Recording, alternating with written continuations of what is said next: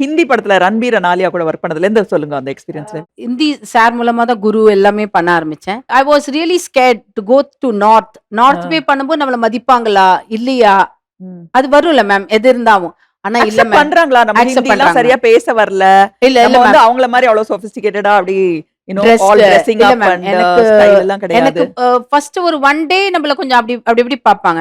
அ. நம்ம மைக்க புடிச்சு நம்ம டேலண்ட் காமிச்சோனே அவங்கலாம் அடங்கிடுவாங்க மேம். இன்னொரு பக்கம் மலையாளம் வந்து அப்படியே ஆப்போசிட்டா இருக்கும். சில சமயம் கேரவான் கூட இருக்காது. ஆமா. இப்ப கூட மேம் அதுக்கப்புறம் நேத்து ஆமா. கூட போயிட்டு வந்த கேரவன் இல்ல. கேரவான் அதனால கிடையாது. தண்ணியே கொஞ்சம் கம்மியா சாப்பிட்டேன்.